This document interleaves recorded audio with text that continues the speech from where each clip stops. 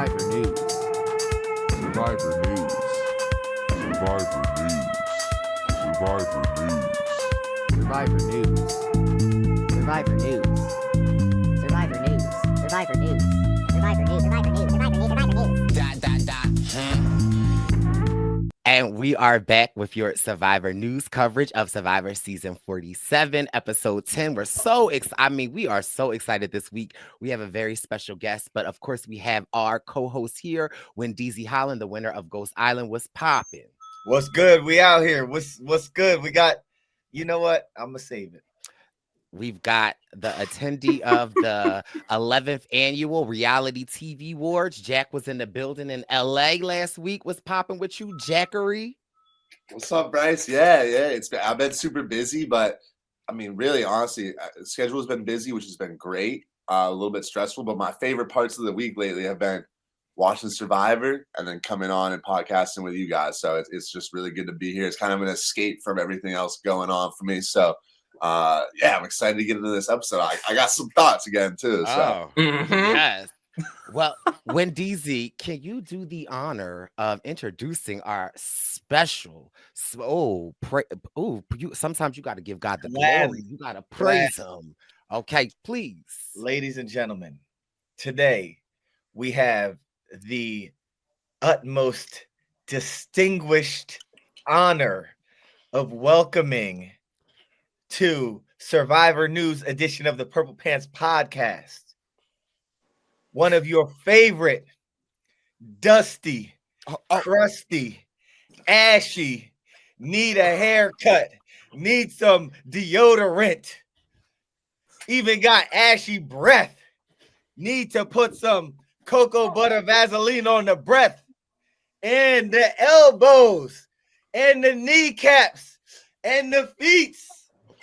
The one and only. Oh, don't forget in between the fingers. Not the webs. The webs, the one and only from Survivor 46. You might know him as Madam Vice President. Let me be clear. Okay? The one and only. Madam Tevin is in the building.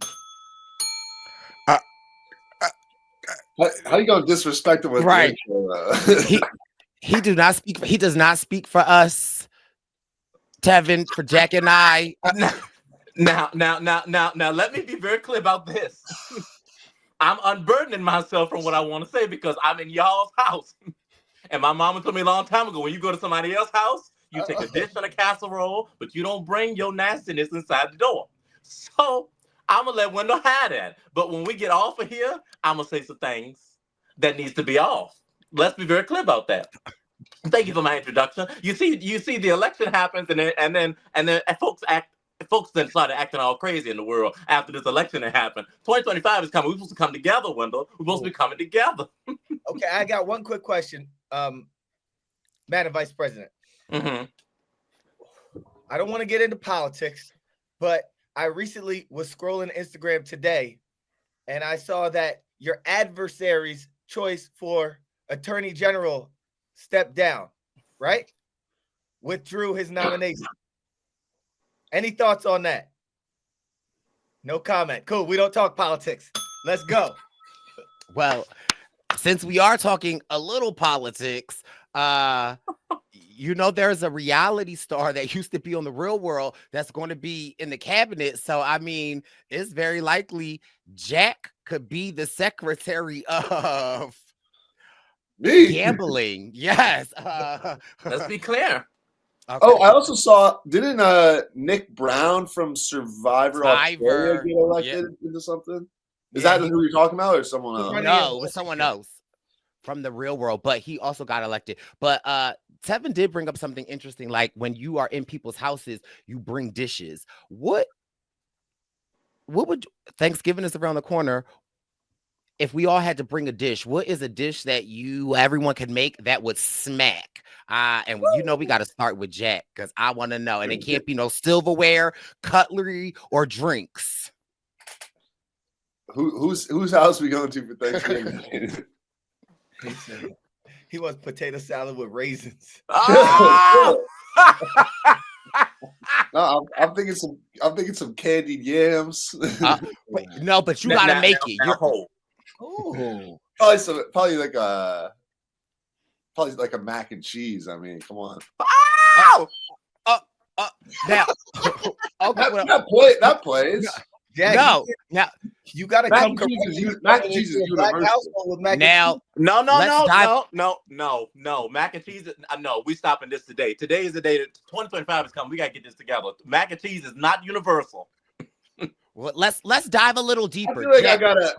how would you make your macaroni and cheese? I mean, I'm no chef, but I would find a nice recipe. But I get a nice. It's the main step. It's got to end up in the oven in one of those like aluminum trays, and you just got a few layers of cheese on top of that. Maybe layer the mac and the cheese just a couple layers deep. And you know me, I love a little buffalo, so I might go a little buffalo chicken in the mac too. I'm out of here, guys.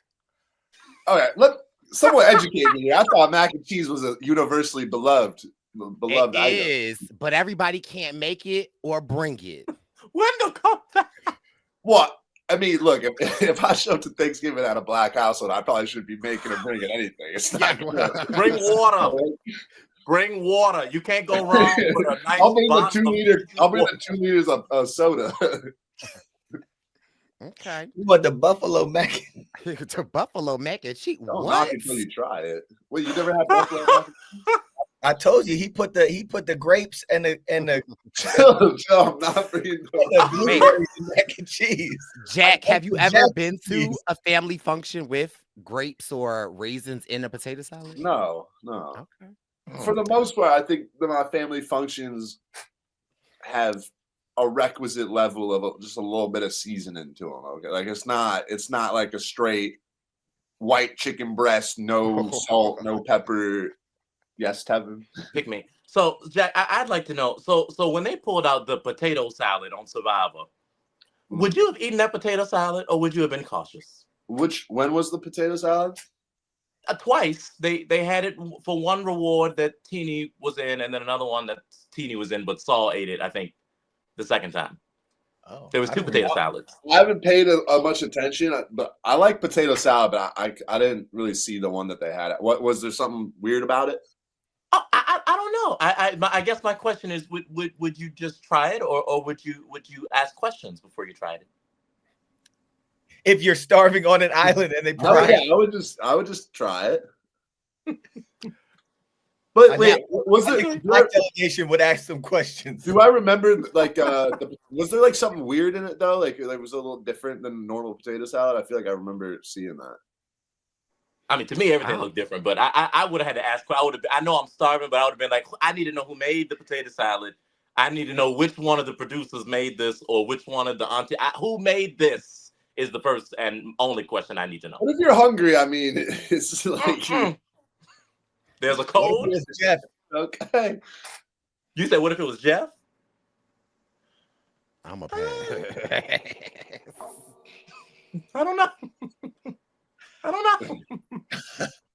I have to think. I have to process. Well, I can see Jeff putting cranberries and walnuts. Let me ask you guys, what would you guys bring to the Thanksgiving function? I actually I could do a candy yam, okay? I could do some candy yams. little brown sugar, little molasses, little syrup. Boil my yams, cut them up, layer them down, little cinnamon, nutmeg. My candy yams ain't nothing to be played with. Now, do you do marshmallows on top, or you just have it just the yam? So I don't do the marshmallows on top because I feel like the marshmallows are like for the sweet potato souffle. Ooh. Right, the souffle, right. Ain't no marshmallows on my candy yams. Right. Wendeezy.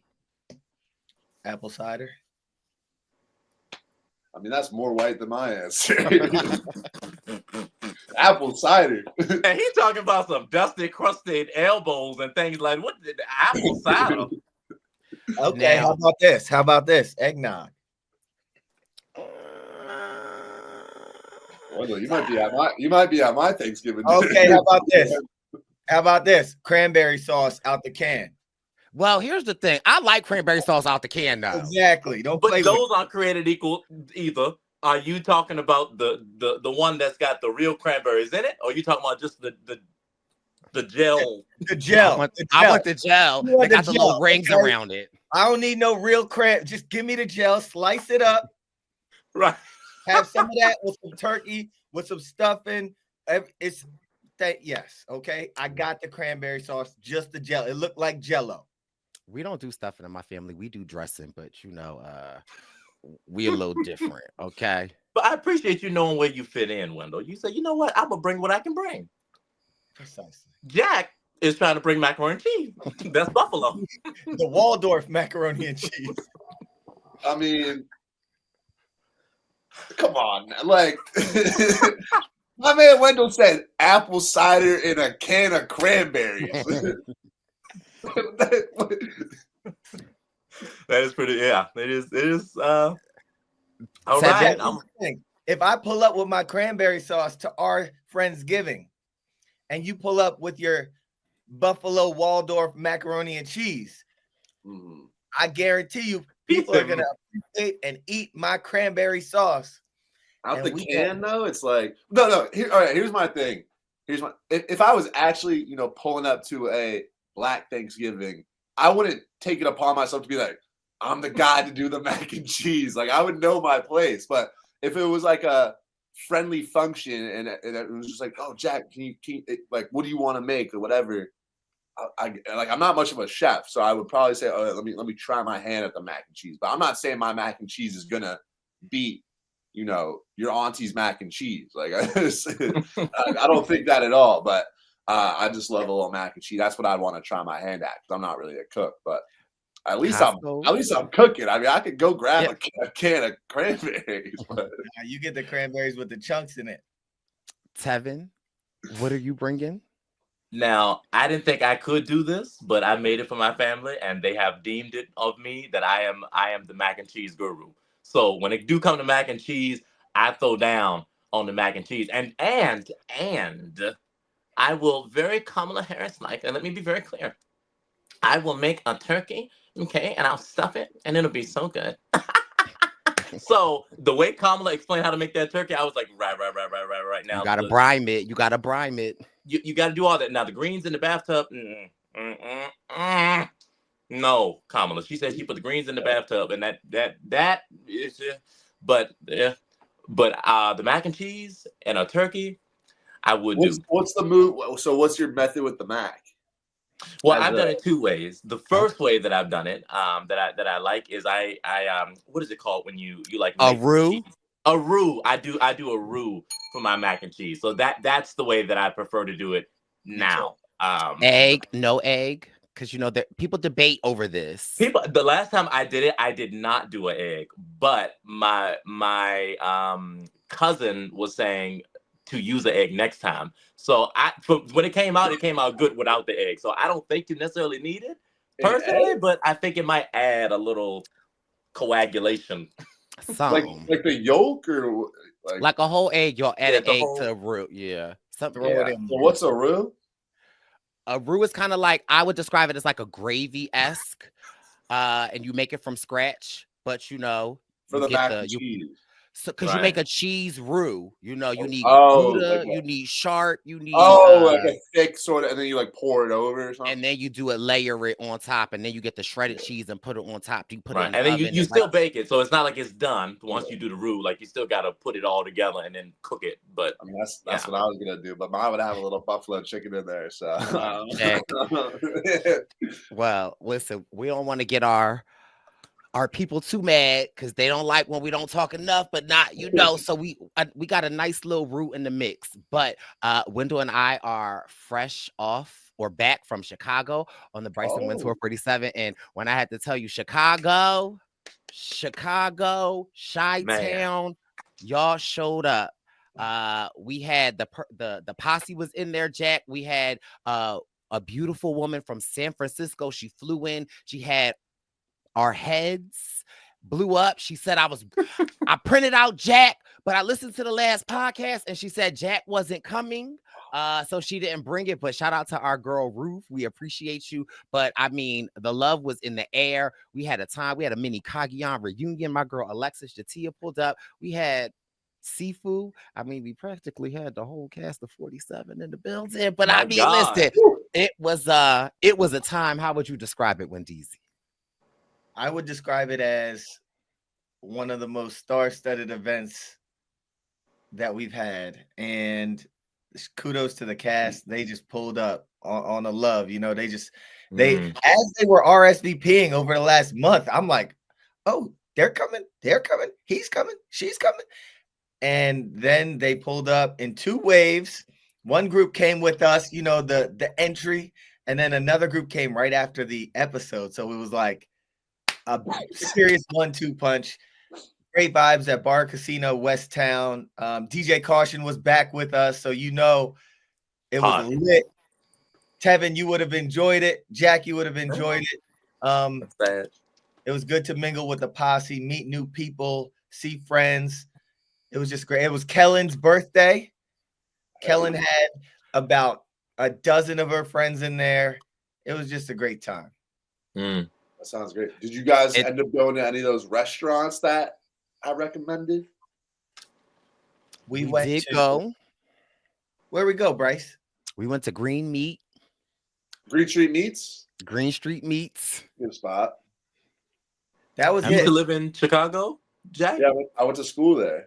Oh, right. Okay, got it. So Jack, no. And of Yes, course we we had didn't to have go a lot of time, Jack, but we did get to Green Street Meats, and it was delicious but heavy. Like it's like a, you know, I got brisket, Hatch got some chicken wings, I got ribs. But yeah, we went to Harold's, of course. You know, you can't go to Chicago. Yeah. But the BWP Tour 47 continues. We've got 4 stops remaining, and you know they are shaping up to be amazing. So next week, Thanksgiving Eve, we're in Philadelphia on November 27th. Then we're heading to Boston for December 4th, which is shaping up to be our biggest Boston ever. And so if you're in the Boston area, please pull up. Then we got Washington, D.C. for the finale part 1, because if you are been under a rock, Survivor announced that the finale this year will be a 2-part finale. So listen, part 1 of the finale, the baby boys will be in Washington, D.C. Part 2, we're going to Brooklyn. Tickets are available. We hope to create some magical memories with you. Tickets are available. Click the link in the Bryce and Win Present Instagram or X or soon Blue Sky account, because you know we is migrating on over there. But listen, we have an episode to get into. We done talked about some buffalo macaroni and cheese, cranberry sauce, brine and a turkey. Now let's get into some Survivor news. What you got, Jack Areno? First and foremost, can I come in and talk a little shit, Bryce? we're coming in at the 1746 mark. Yeah, we're at the 1746 mark. We're getting started. And this is a message for James Jones. And if you're not James Jones, feel free to cover your ears. But I just want to say, okay, there's no one that I get more into a debate about Survivor with than James Jones. And I love that about James because it brings that fan out of me who, you know, I can get into some Survivor talk. But James Jones, I mean, I was watching this episode the whole time, leaning back. I was right, James. And I feel like we debate a lot, and then we watch the next episode, and James, I'm usually right. So, I want to point out some of the comments on the last video. James might have been tripping a little bit. So, James, I just want to say, you know, never turn that spirit of your debate down. But next time you're on the podcast, come correct. All right. And we could get into it, but I just want to say, been a lot of times in a row that James and I will get into it, and I'm never wrong. So, how you were right, Jack? How were you right? I said that Genevieve's move last episode was going to push her too much into the spotlight and would be a bad move for her game. And I maintain, and I said last episode, and I said again, and I'll maintain it this episode. I still think Genevieve's a phenomenal player, and because she survived this episode, I still think there's a chance she's good enough to maneuver just because of like the player that she is. But I said it last episode, this move of Genevieve is going to plunge her into that top level threat, and it's a little bit too early. In this episode, we saw that come completely true. Whereas James said, you know, oh, there's so many other targets that are gonna. She's not gonna. No one's gonna look at her. But Genevieve's definitely getting some looks now. So, and that's not to say I still think she could go far because now she could kind of retreat back into the shadows a little bit or whatever. But all I said was like last episode is final 10. It's a little too early to put yourself in that major position. And that's what she did. So I just want to bring the receipts and tell James. Well, it's good that you're bragging in front of not James Jones right now, so he can't even defend himself right now. My God. Listen, you know, James is only a phone call away. Well, since we just all over the place, can I, you know, I sit on this podcast and I state my opinions very clear. And sometimes I make assumptions or I will judge somebody. And I know it's all over the place, but I don't know when it happened. And maybe it just was last episode. I don't know when the hell Gabe grew on me. I don't know when it happened, right? Like, because I feel like Gabe has always been interesting to watch. I haven't always agreed with a lot of his takes, but I will have to say, like, this episode, I was like, why they going for Gabe? Get somebody else. I almost felt like I didn't want Gabe to go. Like, I wanted to see more of Gabe's game. Now, I will tell y'all, I had a lot to say about Gabe, and I still do, and I still will, but I wasn't ready to let my Gabriel go. Hot take. I liked watching him all season. The character that was Gabe, he wanted to be this Rushmore character. That's what he said from jump. He wanted to be on the Rushmore, and he was playing a fun game to watch. And I guess he flew a little too close to the sun, and you know, he's I feel like he had a lot more game in him, and it just sucked that he had to go out tonight.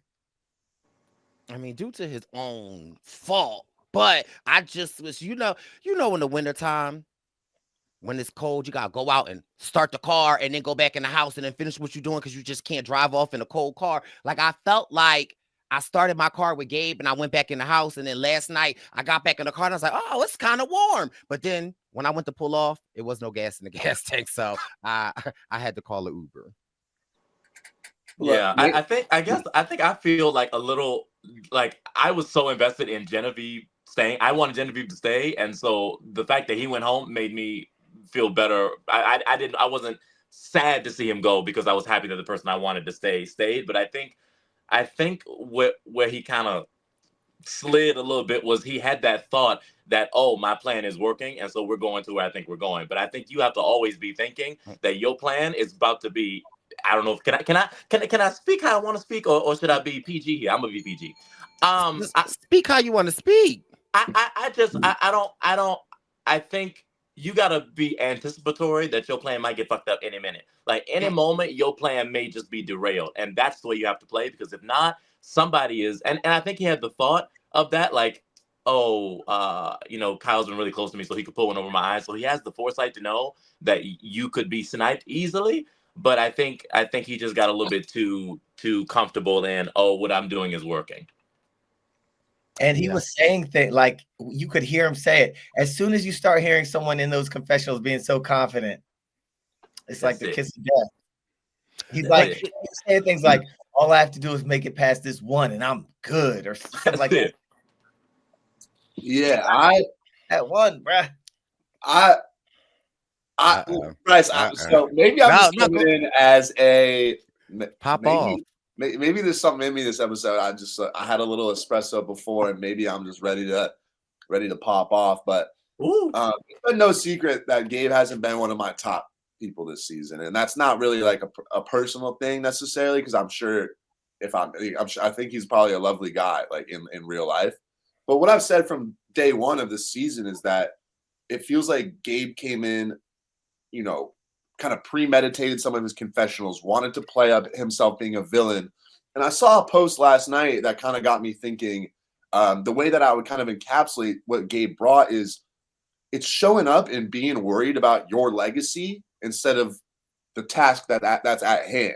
And if you show up day one and you're thinking about your own legacy instead of, let me just be solid and play, and my legacy can be built off of that. No one's showing up on Survivor day one establishing a legacy unless you're Jelinski, you know? So for me, if you're worried about your legacy and how people perceive you that are watching at home and that bigger picture and that Mount Rushmore and telling Jeff, you're going to see me again when you get voted out, you're not going to be worried about that sort of minutia of the game that's so important to actually being, you know, a potential winner and then really building that legacy. So I think that was Gabe's issue, because other than that, I think we saw all season Gabe was a real solid player out there socially with the people. You know, he had a tight bond with Stu. Up until now, he was in a pretty good spot. So I really think Gabe has some chops, but I think he got a little bit lost in the sauce and wasn't really he was. And honestly, maybe I'm projecting, because I feel like sometimes I look too far down the line, or I think too much about, you know, what my people at home think, instead of being like, well, we got a tribal tonight and I got to like lock in for that. And I think that was his issue. Can I ask you a question, though? Speaking about people going out there wanting to play or make this legacy, can you like, when you say that, it makes me think about how in this new era, everyone wants to be on the right side of the votes. They care about like being on the right side of the votes and not being left out of the votes. They want their track record of like, I voted for the right people. Do you like, what are your thoughts on that with how people play? Do you see like a correlation with like wanting to have a legacy and being on the right side of the votes, or do you think it's like two different things? I think it's kind of separate, but I think there is some overlap, because I think in the new era, and, you know, Cassie and Jeff have kind of said this, they want people who know the game and are going to go out there and play, right? And so if you're a fan of Survivor, obviously, I think the fan of Survivor going out there is going to be a little bit more concerned about, are people going to be fans of me? Whatever. Are people going to think I played a good game? Whereas if you're just recruited, you might go out there and not really care. You're out there for a paycheck. And I think being in those votes, like you said, which I think is a very interesting observation, because it's been such a trend, especially this season. To me, I think all these players are strategic and willing to mix it up, but they're aware enough that once you see that the ship is going a different direction, you better get on board with that ship than instead of getting hit by it. You know what I mean? So, I mean, we saw in the recap of last episode, a lot of people were wondering, how does this Saul vote end up being unanimous? But we see like an Andy starts to tip a couple people off, and then once you know the momentum's going the other way, like I said, you better go with that momentum, because if you're left out, now you voted for someone who's still in the game. Now you're going to receive like you're on the bottom. The jury might think, oh, you don't know where the votes are going. So you got to try to scramble and get in on the vote. But I think to that point, it's like maybe the earlier in the game is the best time to do that, because as time goes on and you need to start building that resume a little bit, maybe there's a couple times where you got to put your foot down and try to make a move, even if there's a risk that it doesn't work. Because if you're just every episode trying to just be in the vote, that's not how you win the game. But early on, I think it's a very valid strategy. Did you, Tevin, see any similarities in Gabe and yourself from your season? I remember you being in the stance of like, Gabe was a powerful man. Like, he had people around him, and which illuminated him as this threat. In your season, you was running it. Like, you know, like they took you out because you were such a threat to win. And we know if you would have got to the end, to God be the glory. Okay. We know who would have been the winner. Do you see any similarities in that? Like when you watch this episode or like these last couple of episodes? Maybe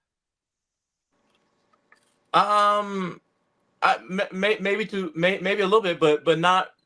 That's such an interesting question. Actually, I don't think so, because I never had, and I need to go back and rewatch it, because I was at a watch party every week, so I feel like I didn't even really get to watch my season. So I missed like everything, and I have not gone back to rewatch it. But I don't know exactly what the editing was showing, but I know from what I was doing that I at no point was fully confident that I was safe.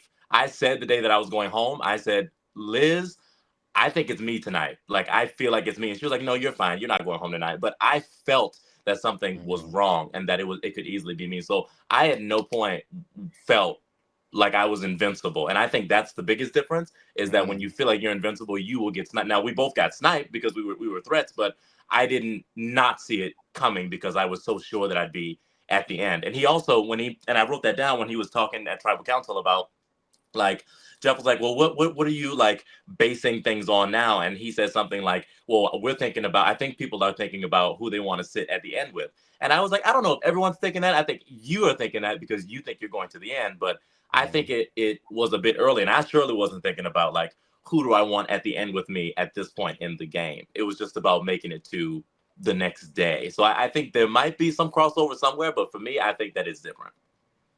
One thing that I thought was sharp was when Genevieve was talking about how a lot of people were talking to her yesterday, and not a lot of people are talking to her today. And I take that. Had I thought about that on Winners at War on my boot, like that would have been a sign. But yeah, like I thought that was a good read, and I mean, she saw her name and. I like Jack, like you said, her target has been illuminated last week. Now it's like glaring. I'm willing to go so far as to say that like next 2 weeks is like a Genevieve and a Kyle. Like if Kyle loses, he's out. If Genevieve is exposed, she's out. So yeah, that's what I'm predicting. I think with Genevieve, I don't necessarily think like the move was bad. And of course, her target is illuminated. I think what the miscalculation was the Tini aspect of it, right? Because this episode was like an emotional roller coaster watching it, right? And seeing how upset Tini was. First of all, I live for the days when we come back from Tribal Council and somebody want to pop off and get they ish off. When I said go off Tini, I loved everything about that. I respect when players keep it cool and be like, all right, Tevin, we cool. It's cool. It's cool. Nothing. No worries. All good. And then the confessional, they go off. No, Tini was giving it to Genevieve in real life, in real time. And I loved every second of it. I also really loved seeing, for me as a queer person, right? I loved seeing how it broke Tini down, and not just in a game level, right? How just her and her own identity and experiences and how she connects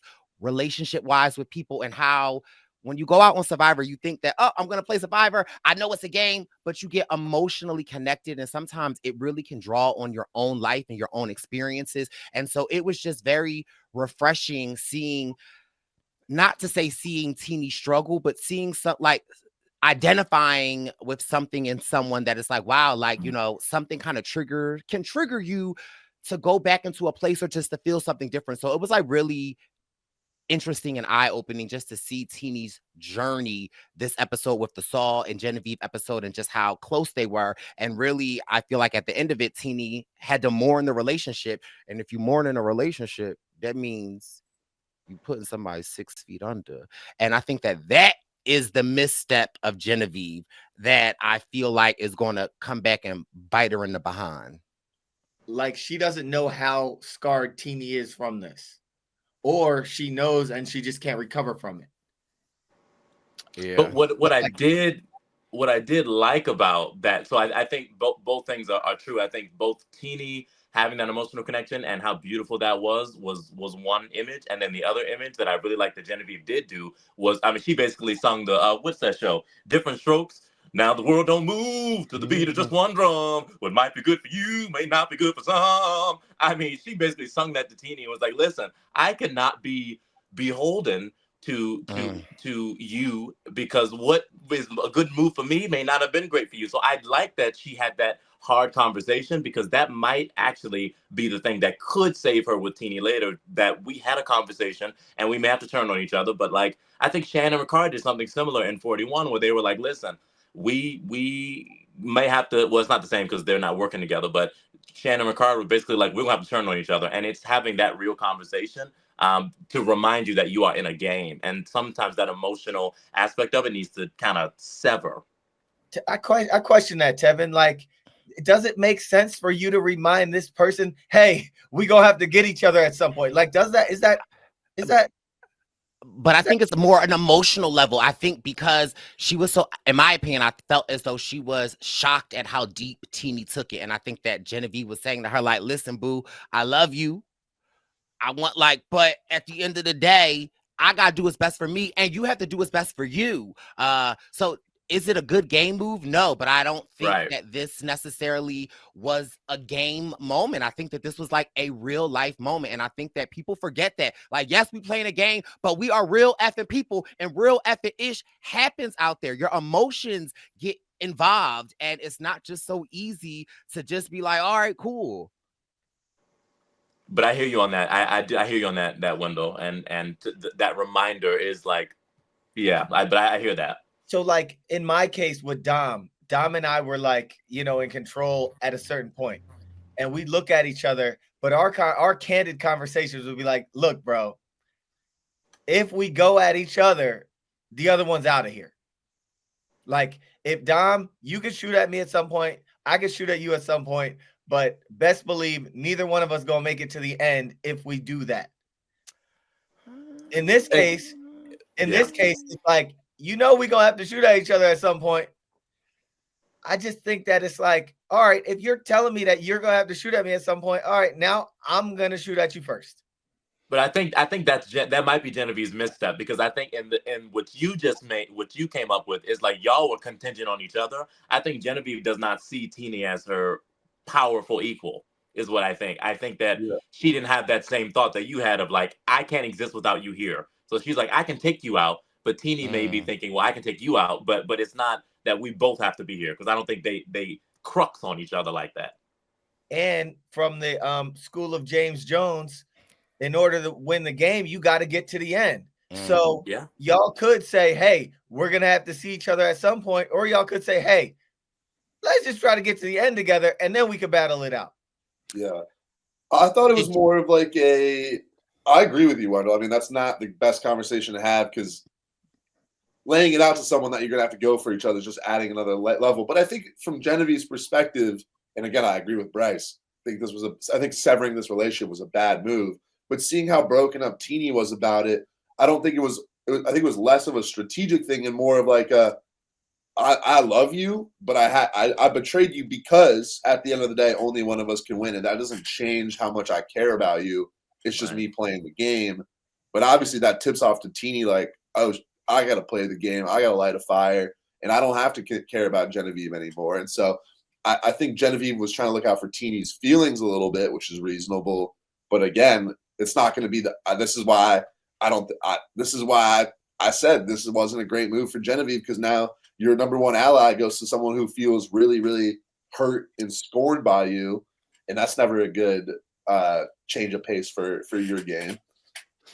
Now, I love Tini, and I'm rooting for Tini.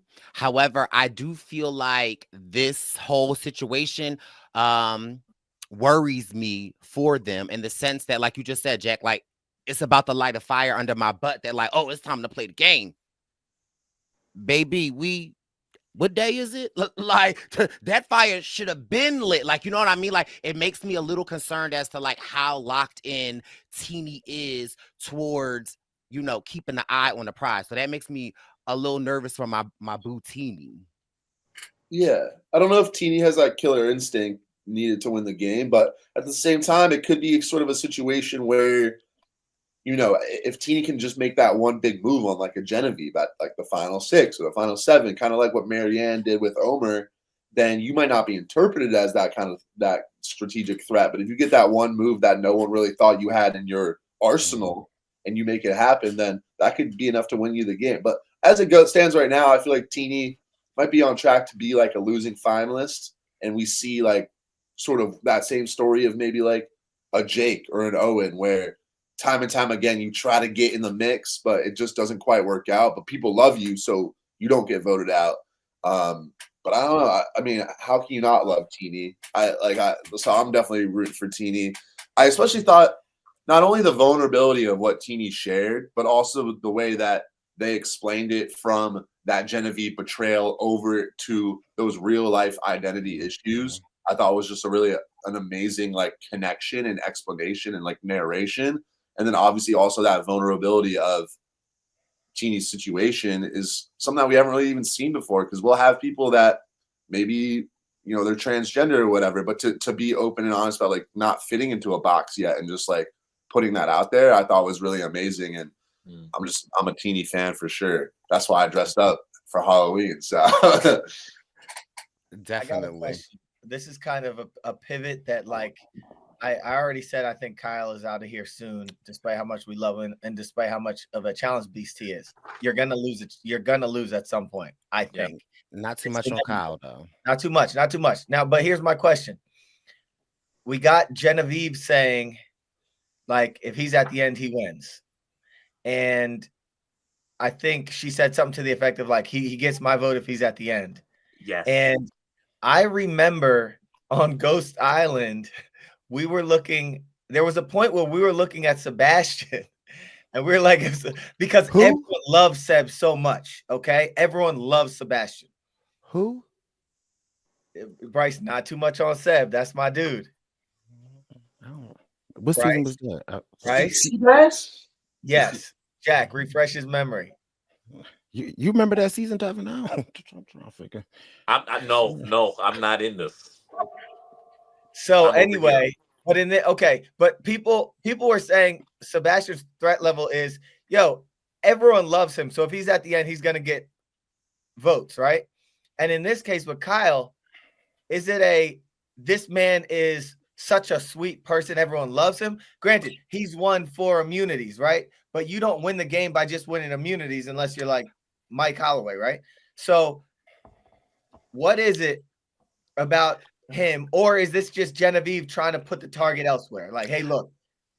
I think Sue explained it to us when she went on that montage of why she hates Kyle, because Kyle is walking around saying he's a family man, his family, his wife, his kids. I think that that's a part of his game, right? And like, even though Sue says she hated, okay, Sue said, listen, you broke, I own a business. How many times do we have to hear that he's poor?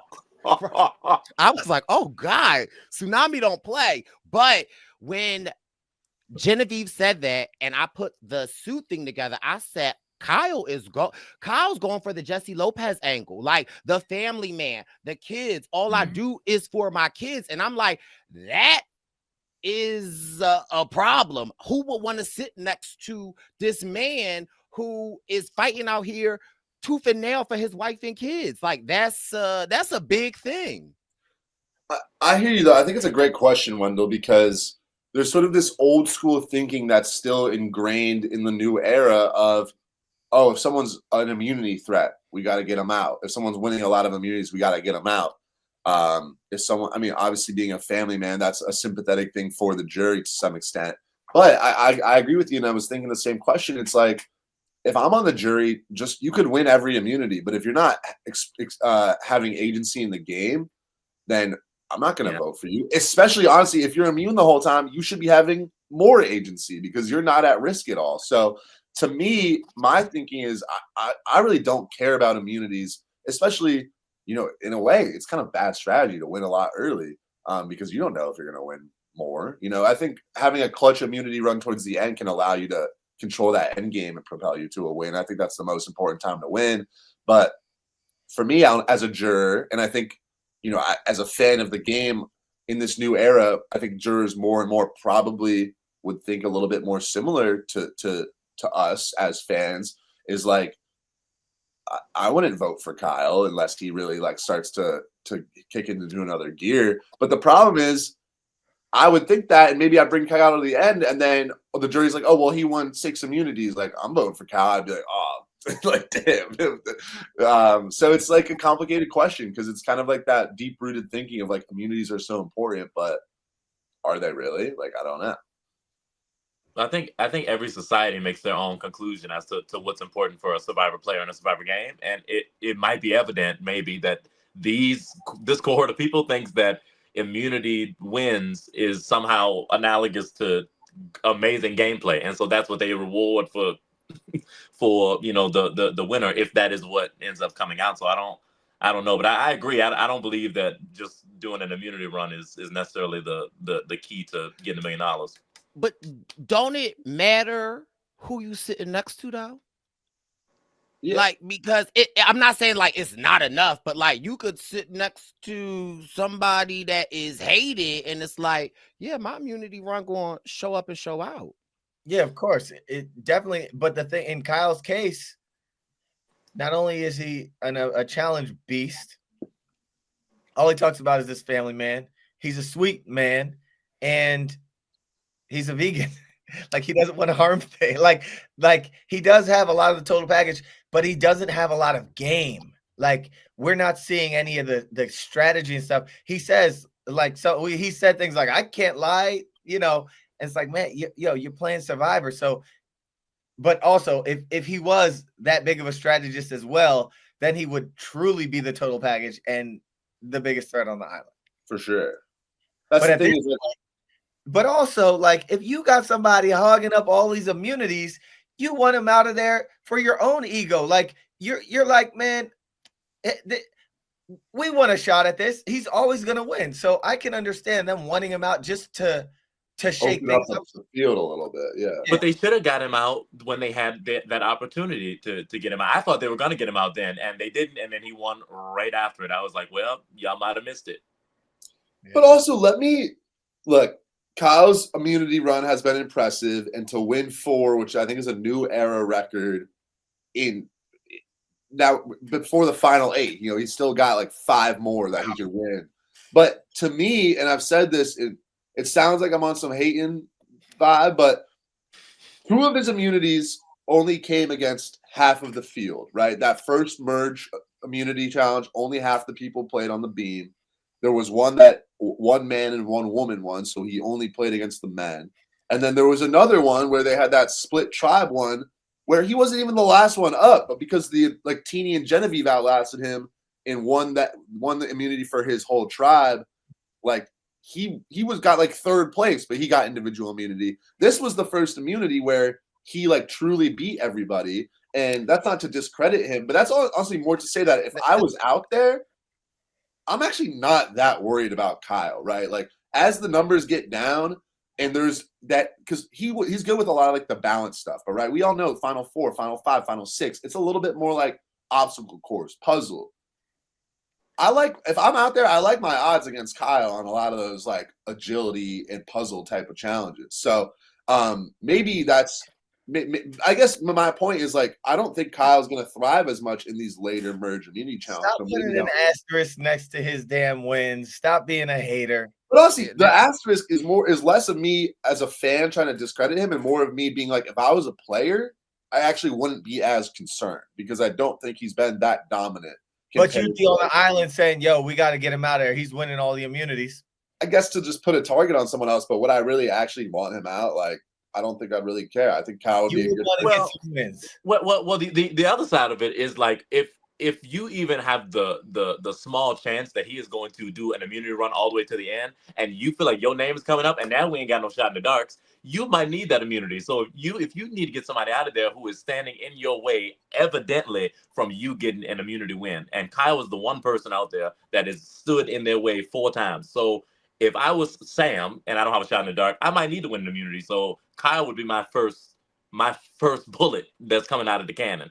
Or Jack, are you running around the island like, oh no, he only won the first one because of this split travel, and oh no, he only won the second one because he was against 2 girls. No, I don't. Won the second one because no, I'm not saying I would say that, but I think in the back of my mind, I'd be like, if it ends up, you know, the challenges that kind of emerge more towards the end of the merge, I actually think now this is person by person. I actually like my odds more against Kyle, right? Like he's gonna beat me in a balancing competition 10 times out of 10. But you ain't see Kyle in the sand moving his shoulder, neck, back, heels, and toe, Jack. I mean, look, you make a good point. If I'm a lot of these games are decided by, you know, that person who can make that immunity run at like 6'5", 4. And so whether I think Kyle's gonna excel at those or not, he's obviously a great competitor. So maybe you guys have a point of like just get him out and then you can emerge as the new immunity threat at the right time. So but I don't know. It's just for me, if I'm out there, and maybe I'm just misinterpreting how the jury would view a Kyle. I'd just be like, look, if Kyle's attached to my hip and he wants to win all the immunities and then vote how I tell him to, I can explain that to the jury pretty well. Like I don't really But then, I'm not like I mad said, at sometimes that. you end up at the jury and they'll be like, Kyle won 7 immunities. I'm voting for Kyle. And I'll be like, oh no, like I completely miscalculated. And that's obviously a concern. So I guess that is why people just want to get Kyle out. And I think the thing is, like any season of Survivor, people always just want a reason to put a target on someone else, right?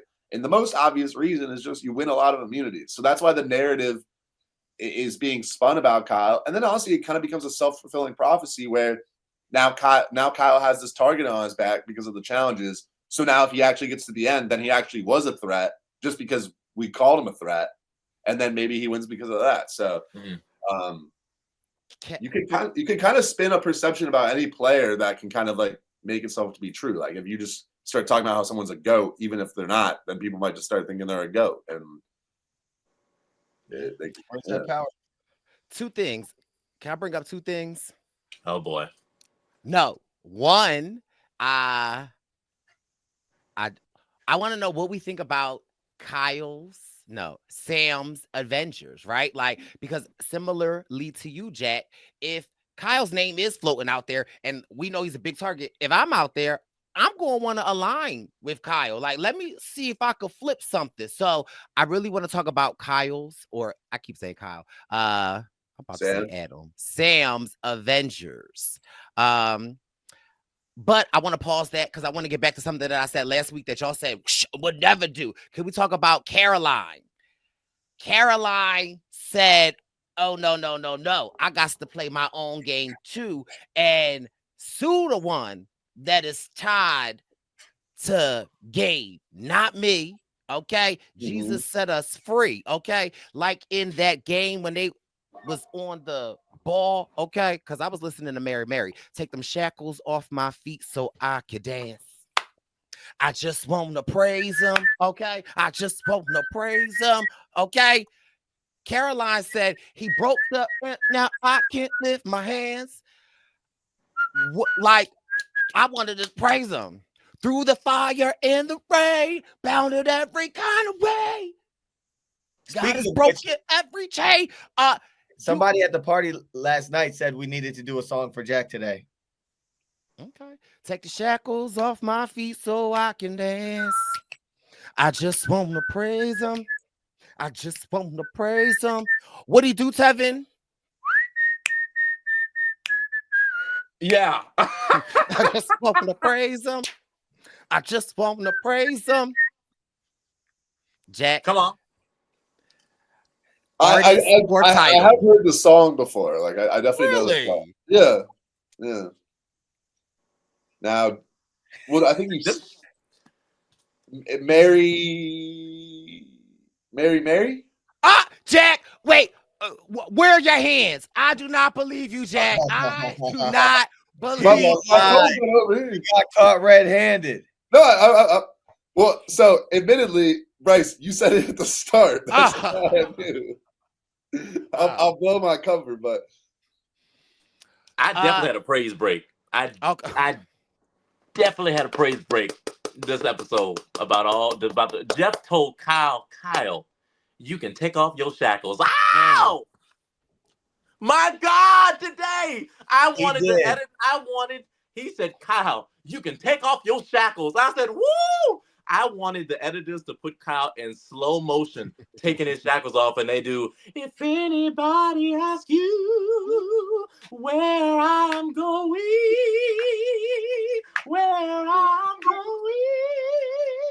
soon, I'm going up yonder. I needed that. Now, y'all, people that's gonna watch this, listen, every time me and Bryce get together, whether we text in or we see each other in person, we break out into Going Up Yonder, which is in the Black canon. It is a staple Black song. It's normally sung at a Black funeral, which is funeral in Blacklish. So it's normally sung at the funerals. And so we sing that every time. But I wanted them to play Going Up Yonder by Tremaine Hawkins. When Jen said, Kyle, you can take off your shackles. I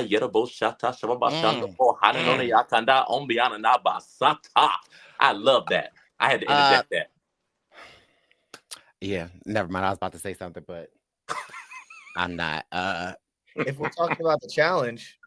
But no, Is Caroline? this a defining moment for Caroline? Like people been sleeping on Caroline, and I've been singing her praises. And I don't know who she was talking with today. Was it Sam, or who did she like make? Who was she talking about that she said like Andy? it might have been Andy. When she left that conversation, do you know what that woman of God said? She said, "This has been a great collaboration. Thank you." I said, "Oh my God." I'm like, people don't talk like this on Survivor. Like, words matter. I love Bryce. I love Bryce. She's a corporate girl. I literally wrote down, Caroline talks to everybody like she got a suit on. I want to collaborate with you. But like, just I think of someone like a Bruce, and I think of like how he would disseminate plans to people, and then I think of like a Caroline who is like, no, you talk first. No, I'll go after you. I'll hear you out. We can disagree. It's like, I love that kind of talk, and I'm like, Caroline might just talk that talk to the very end. And a lot of people didn't think that she would turn on Gabe, and the fact that she was like, well, listen, the tides are changing, and I don't have a change of clothes, and I'm not going to get wet. I said, come on, Caroline.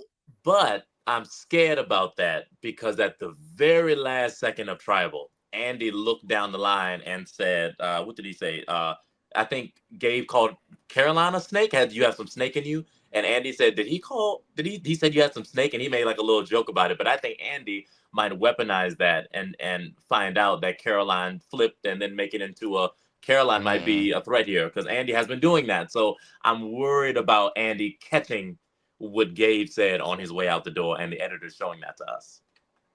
It did work out pretty well for Caroline. Well, look, she's not going to get I think in a good way, she's not going to get a lot of credit for this move, because she went and had this conversation with Andy of like, I think I might be ready to flip on Gabe. And Andy's like, we're already doing it, so you can hop in with us. True. And she's like, oh, great. Like, the easiest flip maybe ever.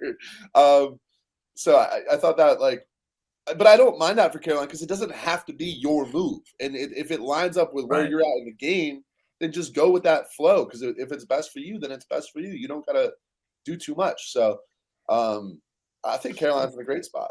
And Caroline, even in like the small elements of her conversation, as an ally, has always been so supportive. Like when Sue found that idol, she, instead of being like, why'd you keep it from me? Caroline's always just super supportive of people, even if they're not necessarily in lockstep with her.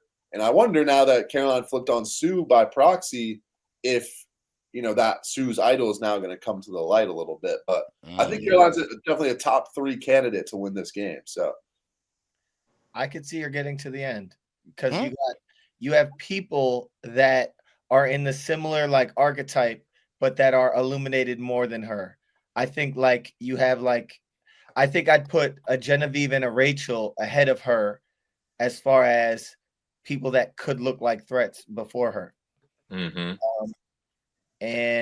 But I wanted to backtrack for a brief moment, if we could get back into the tribal council. Mm-hmm. Not tribal, I'm sorry, into the challenge. Right? Which one? If, the snake one, where you're like doing all of that. Because if we can, yes, can we start there, Bryce, and end there? Can you please tell us about your boy, Bryce? First of all, my man. If it's one thing Andy gonna do during a challenge, he gonna put his back into it. Okay, he gonna listen. Sometimes take a little second to find your rhythm. Sometimes you got, sometimes they can't catch the rhythm sometimes, but give it a little second. Andy had that ball in his shoulder, and Andy put his back into it. Okay, here's what I want to say to the editors of Survivor. Clock it. Stop playing with my man. Why y'all got to slow? Well, thank you. Okay, keep it up. But why y'all gotta play with Andy? Why y'all always got to slow him down? And it don't be no rhyme or no reason. It be like in the middle of Kyle about to cross the finish line, then we get a slow-mo of Andy like, Like, stop playing with my man, but keep it up. Did he lick the ball? Pause. Yeah. Sometimes you got to do it. Okay. Sometimes it has to. Okay. Sometimes it has to happen. Did he bite it? You don't do that. Okay. Bite it and throw it. He's doing all sorts of Oh my God. Wait, what did you lift your mug up, Wendell, Tevin, My mug? and Wendell? Is that tea? Yes. It can is what's in the cup? In my cup? Like what is there? Is that tea? It's tea. Is what's in it? Is the tea in it? I mean, the liquid is in it. The bag is not in it. The what? The bag. What kind of bag is it?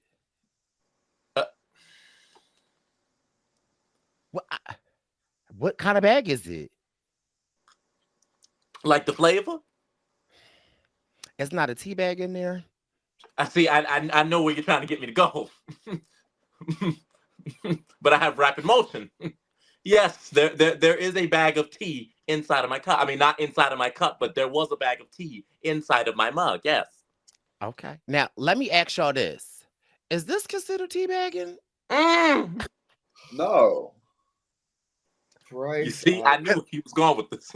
Because wait, because I'm just for educational purposes.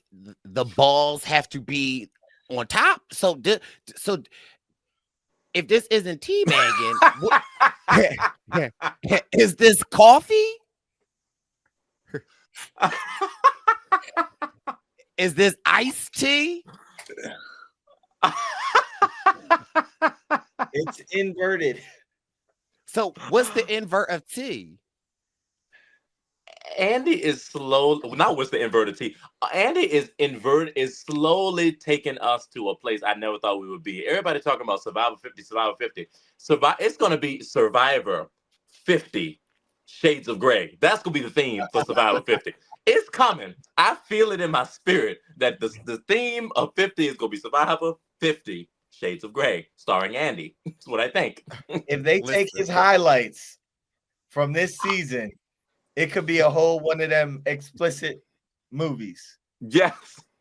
It's an erotica for sure. You heard Genevieve asked Jeff, you like balls? Jeff said, I do. I wrote that. How about when Andy said 10 toes to the ground? No, what did he say? Loyal to the soil. Because it drips into the soil.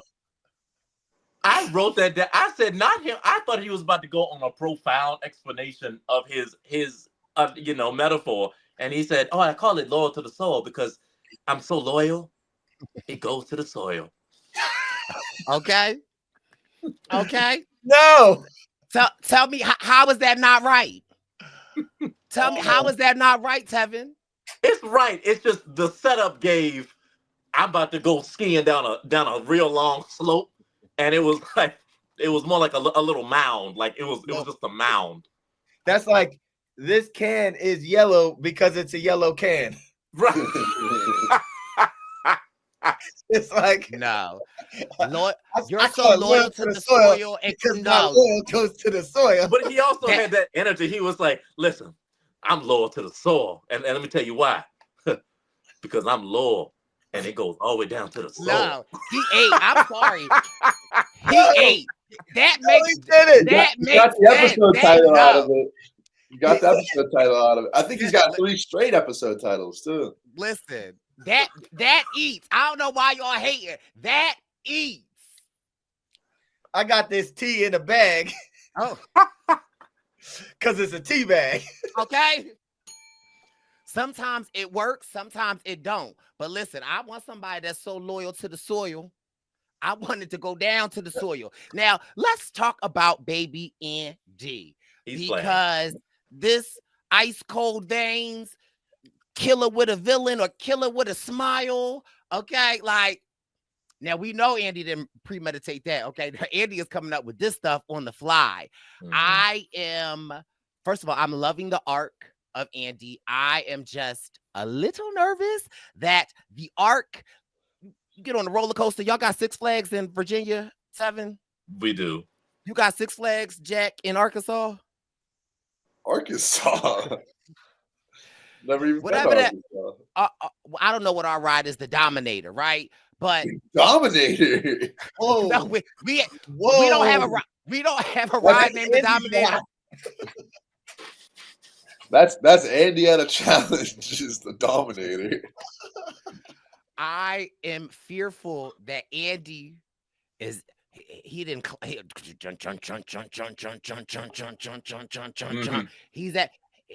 he's at the top. He's about to peak. And I'm worried. And the thing that worries me so much is that when Andy was like, I want to make relationships with everybody. And he started making like talking with Sue. And it just scares me with us getting down to these numbers so much. You can't be, but you can't. The loyalty can't go down to the soil on everybody, Andy. Your roots is going to get caught up. And I am worried that this web that he's talking about that he is spinning, I'm worried he's going to get tangled up in his own web. And that scares me because he's doing so well and he's making all of the right things. I'm a little nervous for my baby Andy. Yeah, I think he's in a great spot, but I'm just a little confused because it's like 3 times an episode we get him being like, I'm like a snake in the grass. I'm in the middle. I could go any way I want. Or like I'm weaving a web. I could go at any part of the web. I'm like, we know what position Andy's in, and it's a good spot. But I'm like, I don't need to hear about it anymore. Like I'm good. Like it's like animal analogy. I'm in the middle. I've come back from a rocky start, and now I'm running the game. And I'm like, we get it. Like I don't know if that's trying to like really emphasize that he's in a good spot, or if it's to be like, oh, he's getting a little bit too comfortable, and it's gonna flip. But I mean, I just want to know which producer. I need a name of which producer went out there, set a folding chair down, put the camera up, found the spider, zoomed in on the spider, waited for the spider to catch something, and then watched the spider eat it. For this, I want to know which producer did that job. Is all I want to know from Jeff. So Jeff, you see this? I need a name tonight. Do they get a raise? They found the spider, zoomed in, sat down, waited for it to eat, and got that footage for this moment. And I just need the backstory. Overtime. Something else I want to talk about is this immunity challenge with the negotiation. And, it starts out kind of interesting because Jeff himself says, oh, we got a negotiation. I need 4. And then I forget who it was like, can we do 3? And Jeff's like, no. I'm like, it's not much of a negotiation. But then someone introduces this idea of the shot in the dark trade. And Kyle. I don't really know. They made it seem like Kyle. I think it's Caroline's idea because she brought it up first. Kyle just expanded the amount. Yeah, so it was a collaboration. Brought up, how about if? Yeah, it was a collaboration, but everybody says it's just Kyle. But Caroline said, "What if we gave you a couple shot in the darks?" And then Kyle was like, "What if we gave you all of them?" So he just expounded on something she already brought up. So I want to give Caroline her flowers. We'll use that in her final jury speech. That's it. So she ain't trying to get credit for it. She just let them have it. And at the end, she can sit at the end. Now I needs to know from everybody here, because everybody here has made it a lot longer than me. Back in my day, we didn't have shot in the dark. Was this a worthy trade? Would y'all have given up your shot in the dark for some rice? Fish, where the fish? Fish, where the bird? Like rice? I think I would have. It just really depends on your spot, because if you're in a good position, you'd want everyone to give up their shot in the dark, even if there's no rice to be had, because then it just makes things easier to navigate. Whereas if you're in a bad position, it's like a last ditch. I kind of really felt I related to Sam here because he knows he's in a dicey spot. He doesn't want to give it up. But if you're the one person who isn't into the trade and you're like, no, that might put more of a target onto you. And so if he makes the right conclusion, he's like, look, I don't really want to give it up, but for the team to have some rice, sure. And this is where I kind of took issue with Gabe a little bit, because Gabe tries to convince Sam in what felt to me like a very condescending way. Like Gabe's like, but dude, your power in this game is your vote. Like you don't need your shot in the dark. And if I'm Sam, I'm like, what do you like? what are we talking about? Like, that's a whole different conversation. I don't need you to explain how Survivor works to me. I know my vote's important, but I also just don't want to give up my shot in the dark. And then Sam independently is like, you know what? Like, if it's for the tribe, I don't want to be the one to stop it, so I'll do it. And then you see Gabe with this like smug little smile, like, oh, I convinced him. And Jeff's like, oh, did Gabe convince you? And Sam, I thought his answer was great. He's like, sure, totally. Like, but if I know in that moment, Sam was like, oh, like, I know Sam was excited to write Gabe down. That's all I'm gonna say. But yeah, I'm like, it just was weird. It's like, it felt like Gabe was kind of like mansplaining why Sam should, but it's like Sam was right about what not wanting to give up a shot in the dark. So don't go tell him like, dude, your power in this game is your ability to vote, Sam. It's like, yeah, I know how Survivor works. Like, why you put that voice on them? Right. What was that? But also, your ability to vote. That's what I mean. I thought that's a pretty good. The other thing is, it's just like your vote is not going to save you from going home. I mean, it might if it works out for you, but if they take your vote, the shot in the dark can actually save you. The shot in the dark is your immunity idol. So that comparison don't even make sense. Now, me, Tevin, I would not have given up my shot in the dark. And I think old school players, maybe that's why you say it, Wendell, because you come from a time where that did not exist. So people have played without it. And it's like, well, you don't, I mean, that's true. They people come from an era where they don't. Wait, Tevin. Wait.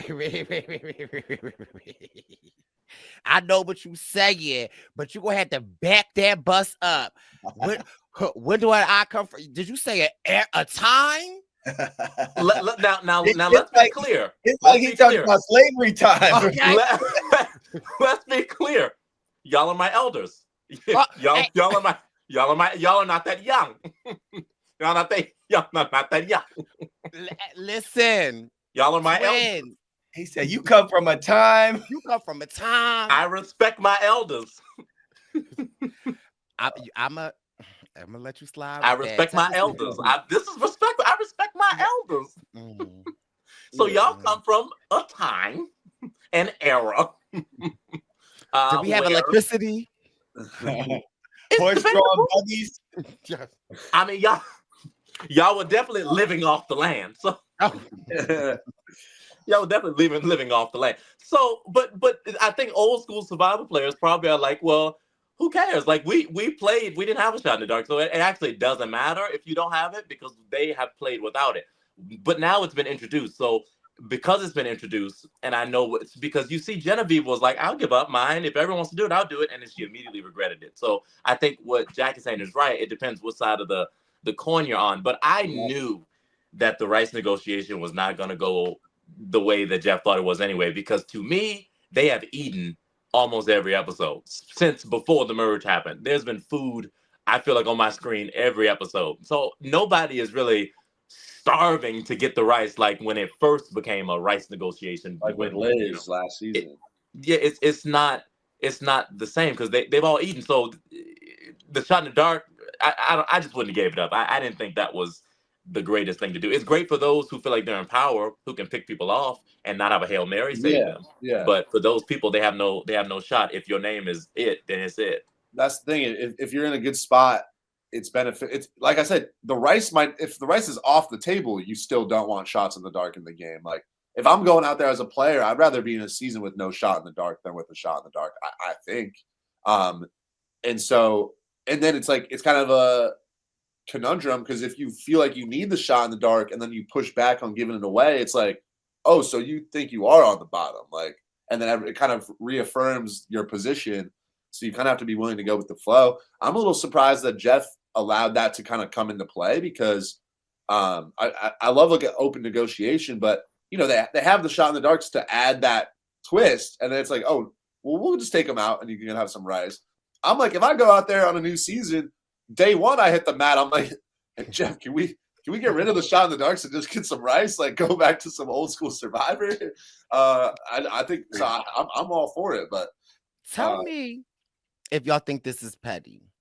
Because if I'm Kyle, and I love my girl Rachel, but you better not put your lips on no rice over here because you ain't put in for this rice, Rachel. Oh wow, you're petty. That's real petty. You're Not you petty. can't hide none because you ain't putting nothing up. That's a real Okay, you ain't black putting that comment. in. That's a real black comment you just made, and I understand. Okay, you ain't putting on this. You ain't about to get this. Now, I was Rachel and Kyle. No, Rachel and I'm about to say Adam. It's Sam. not Sam. Interesting dynamic with Rachel.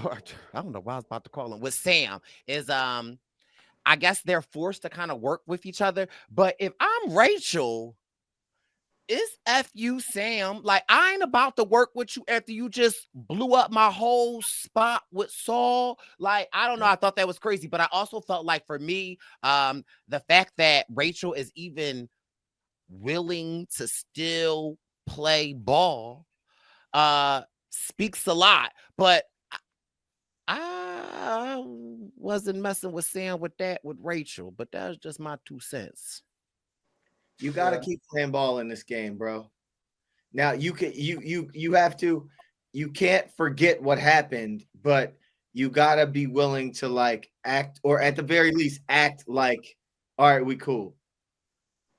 You got to act like these avenues are still open, and even be willing to explore those avenues down the line, should they, present themselves with the right offer, because you don't want to cut yourself off from anything in the game. Okay. Yeah, I sort of thought, I'm with you. Like, if I'm Rachel and it looks like I take what Sam says with a little bit of a grain of salt and not put full trust in him. And I think that's where Rachel's head is at. But like Wendell said, you got to be able to play ball. They're in similar spots, and they do have a relationship, since the pre-merge. And I think the good thing, I guess, for Sam's sake here is that in retrospect, Sam kind of blowing up the last plan a little bit, I think actually helped open the game up for Sam and Rachel. And so it wasn't like the type of thing where I don't really think it hurts Rachel too much. So maybe even though it's like, damn, you kind of like blew up my spot, it's not really falling back on her too much. So it's like, maybe you can get a pass for this one. But it's like, I think Rachel's going about it the right way, where she's open to it. She lets Sam and Kyle cook at the plan, even though she has her own sort of intentions. I think Rachel's a good spot. The last thing I wanted to touch on, sorry, with the shot in the dark, giving it up. I'm curious. Oh my God, today. Oh, gee. You just giving it up like that, Jay? I was thinking, is there a world where you could have given Jeff a fake shot in the dark and then I was thinking like a real one? Like, could you carve like a rock that looks close enough where maybe Jeff's not paying attention, you put it in his hand, and he's like, who can Jeff would smite you at Tribal Council. Jeff would be like, all right, before we go any further, so Sam, I got a rock. He would expose you in front of the whole tribe at Tribal Council for sure, and then make you give him your real thing. Actually, he might not. He might not. Because maybe he's like, Jeff you're not of ruining someone's game. And if someone can fake out everyone else, and now all of a sudden at Tribal you busting out a shot in the dark, I can see that happening. Yeah, Jeff can go two ways because he's like, oh, you're gonna try to fool me? Like, no, you're not. Right. Or he'd see you hand him like a rock and be like, oh, he's faking out the other players. Like, I got you. I think it could go either way. Exactly. I don't know. Like, I think if Jeff caught it in the moment, he would have to be like, I'm gonna need your real one. But if he realized exactly, maybe he'd be like, oh, they're getting tricky. Like, that would be it. If he caught it in the moment, he'd call you out. If he didn't, then that would have to be part of the show. Anyway, I think.